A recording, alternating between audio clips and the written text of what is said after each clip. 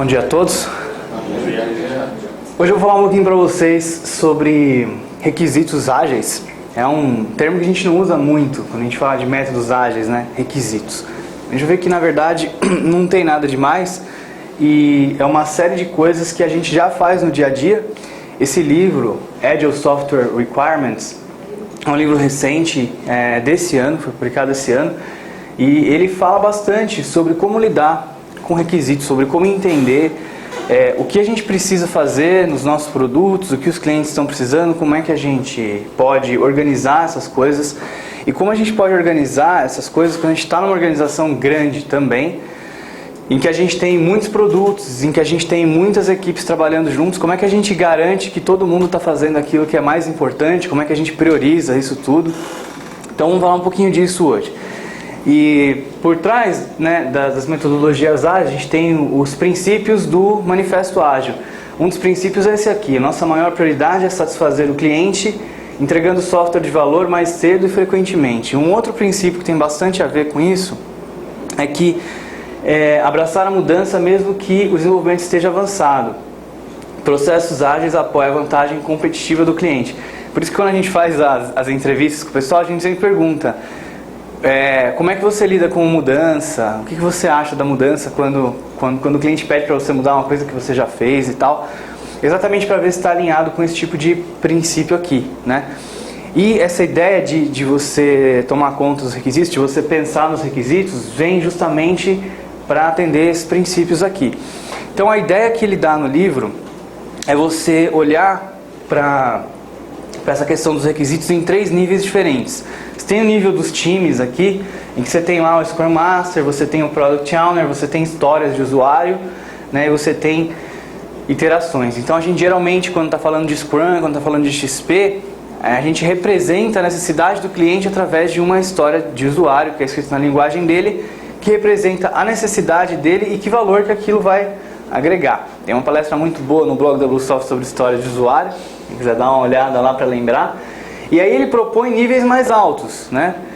Níveis mais altos significa você vai começar a enxergar menos detalhe, certo? Daquelas coisas. Então você tem o nível do programa, em que você já não vai mais ver as histórias, você vai pensar em releases, você vai pensar em features. Nós vamos falar sobre a relação entre features e histórias já. Você vai pensar em produtos, você vai pensar no roadmap do seu produto, você vai pensar em requisitos não funcionais. O que seriam os requisitos não funcionais? Coisas como performance, como escalabilidade, como segurança, né? Esse tipo de coisa que geralmente o teu cliente ele não te pede diretamente, né? Ele tem uma expectativa em relação àquilo, você precisa entender qual que é aquela expectativa. Muitas vezes esse tipo de coisa pode ser até essencial para o produto ser útil, né, para o seu usuário. Se ele não tiver um determinado nível de escalabilidade, não vai atender. Se não tiver um determinado nível de segurança, não vai atender. E aí, por fim, você tem no nível mais alto o portfólio, em que você vai enxergar investimentos, você vai enxergar épicos, você vai ter a visão dos produtos, a visão organizacional, e você vai ter a arquitetura também, que pode estar englobando, por exemplo, vários programas de vários times, tá? Legal. Então o time na realidade são pequenos, né? Eles definem, constroem, testam, fazem tudo o que precisa para implementar uma história de usuário em uma série de iterações e releases. Então isso a gente está bem acostumado com essa ideia. Geralmente tem um Product Owner que é responsável pela gestão do backlog, das histórias de usuário e outras coisas que o time possa precisar fazer. E aí ele fala aqui de alguns papéis, né, que a gente não está acostumado. E na verdade nem precisa existir esses papéis, né? No caso ele está falando sempre do maior nível de organização possível, em que você pode precisar dividir as responsabilidades bastante. Então ele diz o seguinte: o Product Owner vai trabalhar com gerente de produto. Nós vamos ver a diferença dos dois. O que um Product Owner faz e o gerente de produto faz. Muitas vezes esse papel é representado pela mesma pessoa, com analistas de negócio, com clientes, com outros interessados, para determinar quais são os requisitos, né? O que precisa ser desenvolvido naquele sistema, naquele software. Ele vai manter o backlog e priorizar, define os objetivos da iteração e vai elaborar a história, participar de reuniões de review, esse tipo de coisa também. Aí a gente tem o nível do programa depois.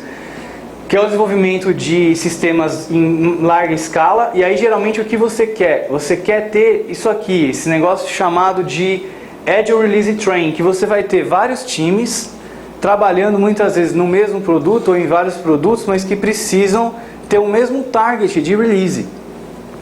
Então você não conseguiria, por exemplo, em vez de você tem uma coisa grande para construir, né? Ao invés de você deixar um time trabalhando naquilo muito tempo, o que você consegue fazer é dividir isso em produtos menores ou em projetos menores para agregar o mesmo produto. E aí você tem vários times diferentes que estão trabalhando naquela mesma coisa, porém eles têm um target de release igual, certo? Aí você vai ter, claro, outras preocupações, muitas vezes você vai ter que integrar essas coisas, ou não. Ou muitas vezes essas coisas têm o mesmo target de release para o produto fazer sentido, mas elas não trabalham juntas. Então é uma cadência, né, que você vai ter de iterações, de milestone, com qualidade, data fixada, mas com escopo variável. Essa ideia de escopo variável está sempre presente quando a gente fala de agilidade também. Isso é o que ele dá o nome de Agile Release Train. Tá? Então você vai ter vários times trabalhando com o mesmo target de release. E essa ideia de PSI é aquilo que a gente sempre fala de incremento potencialmente entregável, que ele sugere que essas coisas geralmente estão entre 60 e 120 dias. Que pra gente seria uma eternidade, né? Até se fala 60 dias para fazer um release é muito tempo, né? São 2 meses. 120 dias então nem se fala, né? A gente faz releases semanais, aqui a gente está falando de fazer releases diários, né? Por exemplo. Mas é a realidade de muitas empresas, tá? Fazer esse tipo de coisa. E aí tem finalmente o papel no nível do programa do gerente de produto, que é um cara responsável por definir as features do sistema. Então uma feature ela pode ser implementada através de várias histórias de usuário. O time, a matéria-prima do time, de cada time, são as histórias de usuário. Mas por trás dessas histórias de usuário, você pode ter uma feature em vista, que quem está enxergando essa feature é esse cara aqui, que é o gerente de produto. Tá? Então isso está no nível do programa. Ele é dono da visão, do backlog do programa, né? Que são os releases. Então lembra, esse cara está sempre preocupado com os releases, ele não está tão preocupado assim com o que cada time tá fazendo de história naquele momento. Isso tá com os Product Owners. Ele gerencia o conteúdo do release e mantém o roadmap do produto. Esse roadmap é mais ou menos você tem onde você está hoje, por exemplo, você tem onde você quer chegar com o seu produto, e para isso você tem vários milestones, né? Você tem vários momentos ali que você pode marcar até você chegar onde você precisa. Então ele tem essa visão de para onde o produto está indo, aonde ele quer chegar com aquele produto. Lembrando que isso está mudando o tempo todo e ele está tomando conta dessa mudança, para que esse roadmap continue sempre alinhado com aquilo que o mercado está precisando. E ele pode liderar um time, então, de vários Product Owners que estão nos times. Aí aqui tem, então, uma divisão, né, das diferenças entre esses dois papéis. O Product Owner está mais preocupado com o produto, com a tecnologia, enquanto o Product Manager está preocupado com o mercado, está preocupado com o cliente, né, com os possíveis clientes, etc. O Product Owner está no time de desenvolvimento, esse cara está mais no time de negócio ali. O Product Owner tem foco na implementação, ele tem foco no retorno sobre o investimento que ele está fazendo no desenvolvimento, o portfólio, né? Ou seja, o que isso tem a ver com os meus outros produtos e com o mercado. Esse cara é o dono da implementação, esse é o dono da visão e do roadmap, aquele dirige a iteração e esse cara dirige o release. Muitas vezes esse release, né, ele está muito ligado geralmente com realmente o mercado, porque você vai envolver áreas de marketing, por exemplo, divulgar aquelas novas features, etc. Então por isso que eles têm um compromisso tão grande com o release, né, com esses targets. Legal? Novamente, isso aqui é uma ideia que o cara dá para você poder usar se você tiver necessidade. Não significa que toda organização ágil precisa ter esses dois papéis distintos sendo realizados por pessoas diferentes. Então, quando a gente fala de visão, né, que é uma das coisas que nós falamos que o Product Manager faz, ele vai responder a grandes perguntas para o sistema, para a aplicação ou produto. Que tipo de pergunta que a visão responde? Que problema que resolve a minha solução, meu software? Que features e benefícios ele oferece? Para quem ele resolve esses problemas? Lembra dos requisitos não funcionais? Então aqui, performance, confiabilidade e quais são as plataformas, padrões, aplicações, etc. que ele vai suportar. Então esse é o nível do portfólio. E aí tem um terceiro nível, que é o mais alto, que é o nível do portfólio. No nível do portfólio, o que a gente enxerga não é mais feature, não é mais release, são temas de investimento. Tá certo? Então imagine, uma organização pode investir em diversos produtos, em diversas coisas, e você lá em cima da organização, você tem que enxergar exatamente aonde que vale mais a pena você investir. Esses temas direcionam a visão do portfólio, né, que é justamente esse conjunto de todos os produtos, de todos os projetos dessa organização. Através de diversas iniciativas épicas, a gente vai falar de épicos, que são alocados para um release, e aí já entra no nível do programa, no Agile Release Train, ao longo do tempo. Então, uma organização que possui poucos produtos ou produtos pequenos, o modelo de times somente muitas vezes pode ser suficiente. Às vezes o modelo de times com o modelo de programa pode ser suficiente. Em outras organizações você vai precisar dos três, porque essas organizações que empregam centenas de milhares de pessoas, possuem muitos produtos e precisam de um modelo completo com mais níveis de abstração. Beleza? O que são então temas de investimento? Eles vão determinar os objetivos da organização e vão guiar os programas, que por sua vez vão guiar os times. Tá certo? E aí você vai então criar épicos derivados desses temas, tá? Então esses temas vão variar de organização para organização. Muitas vezes cada tema pode ser um produto grande, pode ser um nicho do mercado que você vai atender. E aí você tem, claro, a figura do gerente de portfólio também, que vai tomar decisão sobre esses investimentos. E é a partir dessas decisões que todo o resto vai acontecer. Então imagina que funciona mais ou menos assim. Você tem aqui temas de investimento, aí você tem épicos em cima desses temas de investimento. Esses épicos vão ser representados através de features, e essas features vão ser representadas através de histórias de usuário. Os times estão trabalhando nessas histórias de usuário. Quem está trabalhando nessas features aqui são os gerentes de programa e os gerentes de portfólio, estão preocupados com essa região aqui. Então aqui o nível de abstração é bem alto. Eu tenho necessidade de resolver esse problema, mas eu não estou entrando ainda em como eu vou resolver esse problema, quais features serão necessárias para resolver esse problema. Aqui eu começo a entrar em quais features eu preciso. E aqui eu entro já no nível mesmo de como o software vai funcionar para me ajudar a resolver esse problema. Tá? Então um exemplo, né? Eu tenho um tema de investimento aqui, contabilidade, por exemplo. Aí eu vou ter um épico, eu preciso fazer um encerramento de um exercício contábil, certo? Como é que é esse encerramento de exercício contábil? Bom, eu vou precisar ter várias features para fazer isso. Uma feature, por exemplo, é fazer a apuração do resultado. Para encerrar um exercício eu preciso apurar o resultado. Beleza? E aí, o que eu preciso então para essa feature ser realizada? Eu vou precisar de uma história. Como usuário eu gostaria de calcular o lucro do exercício, por exemplo. Não preciso? Isso é uma história. Para que assim, blá blá blá. Vou ter outra. Como usuário eu gostaria de encerrar o exercício contábil. Preciso fazer lá um encerramento. Como usuário eu gostaria de distribuir o lucro para os sócios. Então a gente partiu de um tema de investimento que era a contabilidade, fomos caindo para épicos, features, até que nós chegamos nas histórias de usuário em si. Tá? Também vai precisar ter um backlog de portfólio, que é onde justamente eu vou controlar todos esses épicos, todos esses temas. O detalhe é que um épico, ele não tem esse mesmo nível de detalhamento de uma história. Então ele pode ser muitas vezes, né, esse backlog de portfólio que ele está falando aqui, pode ser muitas vezes uma lista com bullets. Tá? Não é um backlog do mesmo jeito que a gente enxerga o backlog no nível do time, que tem muitos detalhes de implementação ali. Esses épicos podem ser expressados em bullets, né? Foi o que eu falei agora, e eles ficam sempre no nível estratégico. Legal, são coisas grandes, né? Geralmente, é uma coisa que você enxerga que tem muita coisa por trás daquilo ali. É muito grande. São dirigidos pelos temas de investimento, não são implementados diretamente, ao invés disso são quebrados em features, nós falamos sobre isso, e não são testáveis diretamente também. Quem vão ser testados vão ser as features, vão ser as histórias de usuário. Aqui tem um modelo, para a gente ter uma ideia, né, de como tudo isso funciona. Então tudo começa aqui, eu tenho o tema de investimento, né, está lá no alto nível. Nesse tema de investimento vai ser realizado através de um ou muitos épicos, certo?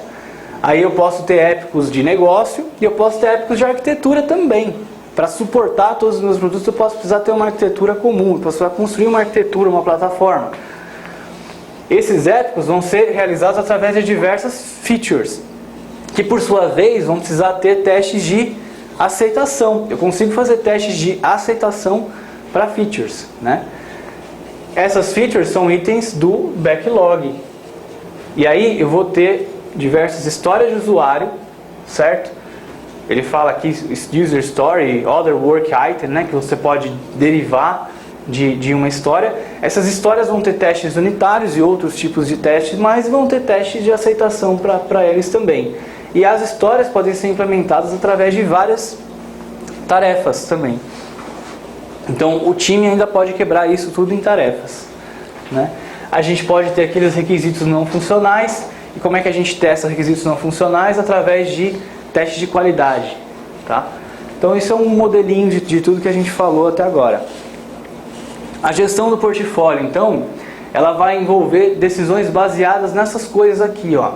Eu posso investir em produtos existentes, eu tenho produtos na minha organização já, eu posso investir neles, tá certo? Qual a minha outra opção? Eu posso investir em novos produtos também, ou serviços. Eu posso fazer um investimento no futuro, produtos e serviços avançados que eu sei que não vão me dar um retorno agora, mas que eu acredito que vale a pena investir nesses produtos, porque no futuro eu posso ter retorno com eles. E eu posso já também decidir começar a fazer uma redução de investimento para ofertas existentes que estão perto do fim da sua vida útil. Eu consigo enxergar que eu tenho alguns produtos ali na minha organização que em breve já não vão mais ser necessários, já não vão mais fazer sentido para o mercado. Então eu começo já a reduzir o investimento nesses produtos e começo a investir em outros tipos de iniciativa como essas três aqui. Então é esse tipo de coisa que um gerente de portfólio estaria preocupado, tá? E o trabalho no dia a dia do time, como é que fica, né? Que é o que interessa mais pra gente aqui. Então, a unidade básica é a história de usuário, nós já falamos isso. Eles vão construir, vão testar, vão fazer tudo o que for necessário para implementar. Uma das coisas importantes, quando a gente está falando de times, é eliminar os silos funcionais, né? Então, empresas muito grandes geralmente têm esse problema. Eles, ou não sei se é um problema, mas tem essa característica. Eles vão dividir times através da função. Então, por isso que a gente chama de times funcionais. Então, eu tenho um time de gestão do produto, eu tenho um time de desenvolvimento, eu tenho um time de Q&A, eu tenho um time de UX, eu tenho um time de sysadmins, e por aí vai, certo? Já viram isso? Qual o problema? A comunicação é vertical, eu tenho fricção, né, atrito entre esses times e barreiras políticas. A comunicação não fica solta, não rola livre ali entre esses caras. Quando eu tenho problemas de comunicação, geralmente eu tenho uma série de outros problemas que derivam daí. Então a ideia qual é? Eu faço, em vez de ter times funcionais, eu faço times cross-funcionais. Ou seja, times que cruzam essas funcionalidades.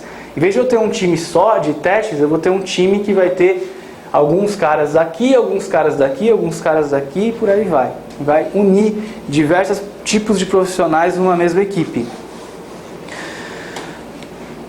Então, uma feature vai poder ser entregue por várias histórias. Essas histórias vão ser divididas em diversos times com o mesmo release target, né? Fixando de novo aquela ideia. As histórias vão poder ser quebradas em tarefas. Eu tenho, por exemplo, selecionar uma foto para upload. E aí eu quebrei aqui em 5 tarefas. Eu vou definir os testes de aceitação, vou fazer o controller e o view, vou fazer o serviço de upload para a Amazon, vou codificar os testes de aceitação, vou documentar isso na ajuda do usuário. Então peguei uma história, quebrei em diversas tarefas. Perceba que selecionar uma foto para upload é uma história, mas isso isoladamente não quer dizer nada, né? Provavelmente isso está num contexto maior. Esse contexto maior é justamente o contexto da feature. Ok? Os critérios de aceitação são importantes, né? O que são isso? O que eu preciso saber? Como é que eu vou saber que aquela história está pronta, que aquela história atendeu, que ela está entregando o valor de negócio que eu preciso? Então esses são os critérios de aceitação que são definidos e eles vão ser utilizados depois para criar os testes unitários funcionais, né? Também, que são os testes, por exemplo, a gente pode dizer aqueles testes de selinho, esse teste que a gente chama de aceitação automatizado também. Tem algumas ferramentas que os times podem utilizar. A gente falou dos silos, que a comunicação é muito importante. A comunicação realmente é chave. Então é importante ter uma linguagem comum entre o desenvolvimento de produto e o cliente. O pessoal a equipe de desenvolvimento e a equipe de produto, né? Que seria, por exemplo, o cliente ali do time. A gente fala muito de DDD, o Ubiquitous Language, esse tipo de coisa é bastante útil. E tem essa ferramenta do Ron Jeffries, que é o CCC, Card Conversation Confirmation, que é o que os times vão usar no planejamento. Então, cria-se um cartão com a história de usuário, há uma conversa entre o PO, né, e o time sobre o que aquilo precisa fazer, por que aquilo é importante, por que valor que agrega, para quem que agrega, qual o perfil do usuário que vai usar e por aí vai. E depois então é feito um confirmation. Esse confirmation é justamente o momento em que se escreve esses critérios de aceitação. Geralmente atrás do cartão você vai ter então uma listinha ali de critérios de aceitação. Então Card Conversation Confirmation é uma ferramenta de comunicação. A gente fala que as histórias têm que ser invest, né? Na apresentação de história de usuário, o pessoal tem mais detalhes sobre isso, mas então uma história tem que ser independente, não pode, né, depender de outras, dentro do possível, negociável, porque ela pode mudar, tem que agregar algum tipo de valor, tem que ser possível de estimar, tem que ser pequena e tem que ser testável. Muitas vezes a gente não consegue estimar uma história, por exemplo, porque a gente tem tanta incerteza, nunca trabalhou com aquela tecnologia, não conhece direito aquele ramo de negócio, que a gente vai precisar fazer um spike. Esse spike, pode ser até um work item lá, que nem ele colocou story e o work item, que o time vai levar um tempo para fazer aquilo, mas na realidade o objetivo do spike, ele nunca é diretamente agregar o valor para o cliente. Ele tem um objetivo de aprendizado.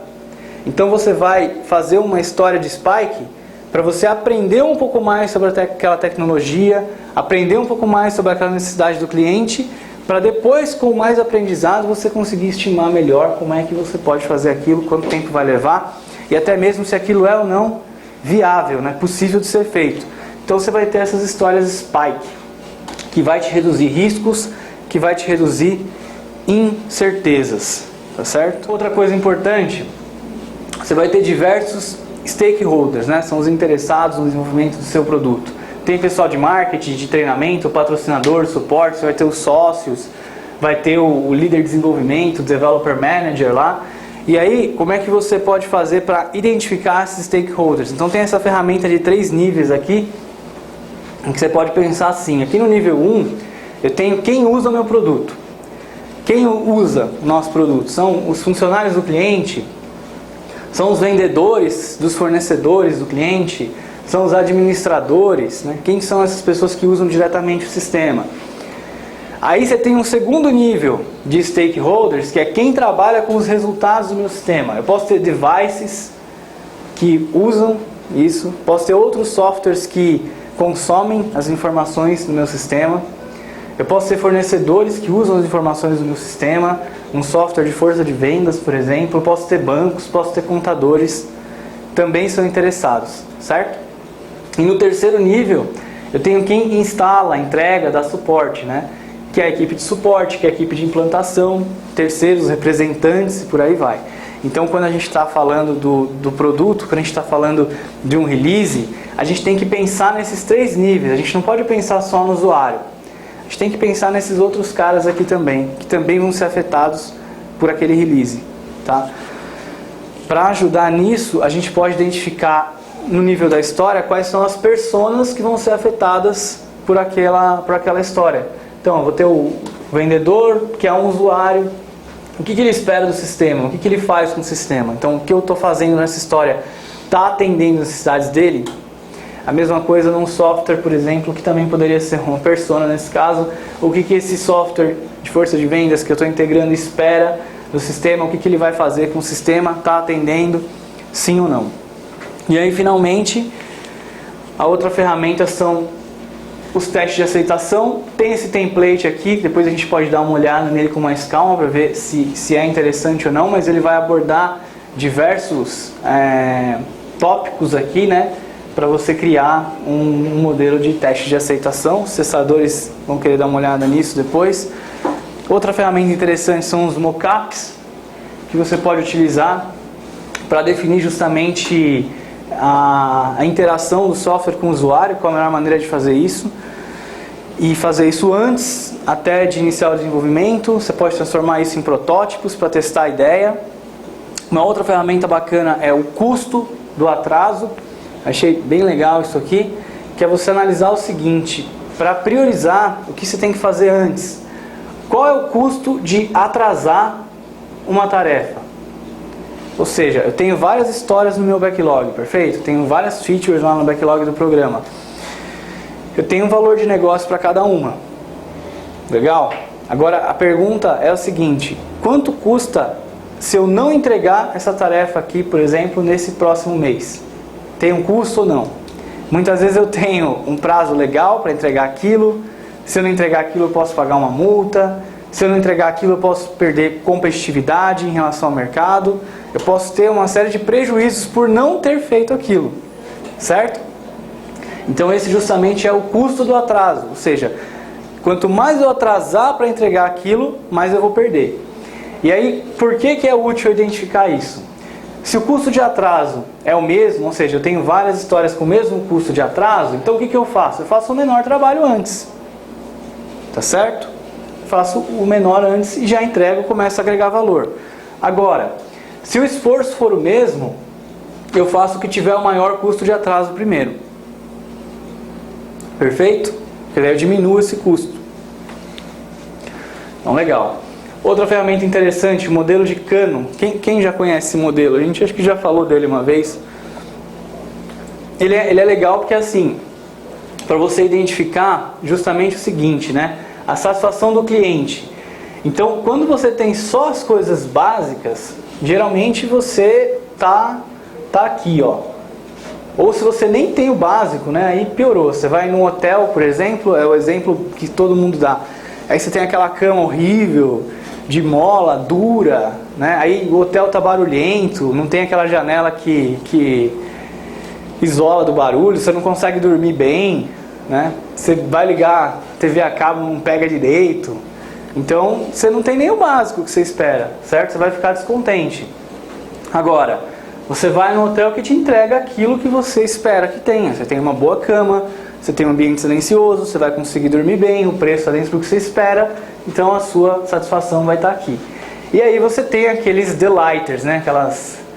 Aquelas coisas que vão ser um agrado para o cliente, por exemplo, que vão permitir que ele tenha uma satisfação ainda maior. Como, por exemplo, você chega no hotel, aí já tem lá um panetone de presente para você, porque é Natal, etc. E já te dão uns ingressos para um show que vai ter naquela cidade, etc, etc. E aí você vai ficando cada vez mais satisfeito com aquilo. Então você pode identificar, né, aonde se encaixa aquela história de usuário, para você garantir que você vai ter pelo menos todas as coisas nesses níveis aqui, né? Não adianta você começar a trabalhar nesse tipo de coisa enquanto você não tem isso aqui, por exemplo. Não vai ter um bom resultado. Tínhamos falado do roadmap, então eu vou encaixar as features. Ao longo do tempo, eu vou ter releases. Dentro desses releases podem ter várias iterações dos times. E aí então eu coloco as features que eu pretendo entregar em cada release target desse aqui ao longo do tempo. Outra ferramenta interessante é essa de alinhar metas. Então eu tenho diversos times. Cada time está trabalhando numa meta diferente aqui, ó. Então eu não tenho muita sinergia entre esses times. Agora, se eu tiver vários times alinhados em uma meta da organização, isso aqui quem vai conseguir fazer é o pessoal de mais alto nível na organização. Aí eu consigo criar uma sinergia maior entre esses times aqui e consigo ter um resultado muitas vezes melhor. Beleza? É isso, pessoal. Eu peguei o que eu achava que ia trazer alguma coisa de diferente pra gente, porque a parte mais ali do dia a dia, das histórias de usuário e tal, a gente já está mais acostumado, né? Então eu recomendo que vocês leiam o livro, tem bastante coisa legal, tem bastante exemplo.